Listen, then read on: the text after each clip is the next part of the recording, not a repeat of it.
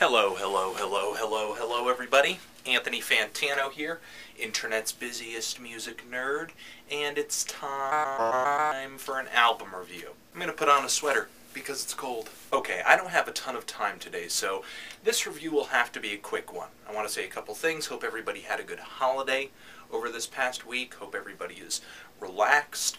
And I've been hearing a lot of chatter about this new Gorillaz album, The Fall. Should I review that tomorrow? That's your question.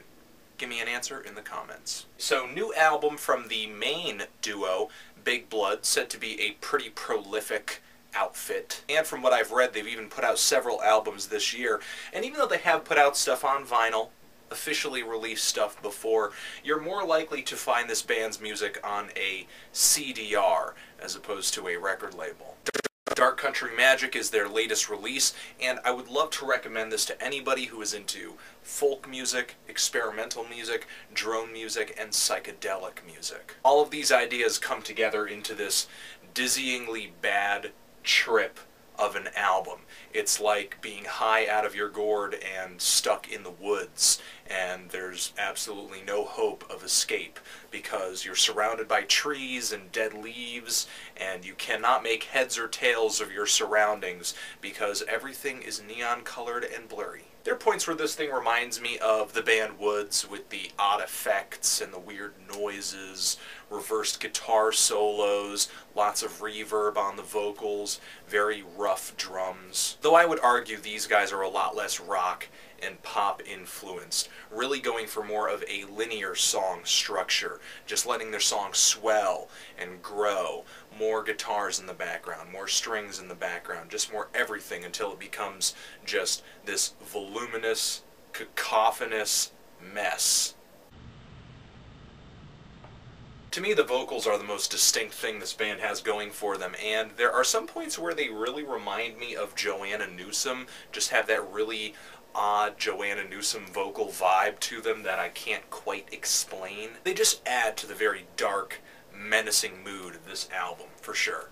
My only real problem with this album as a complete piece is that it doesn't keep up that mood, it doesn't really keep up any idea for the entire LP. You have some filler tracks like This Is Record Okay or Moohoo at the tail end of this thing. Even the intro could have been brought in with the second track of the album. Some pretty uneventful tracks like Air Raid and Waiting Is. And then you've got this one track at the tail end of this LP, Coming Home Part 3, which I just could not get into at all, just because it seems to be much more of a light, bright, easygoing track, kind of a lost love song.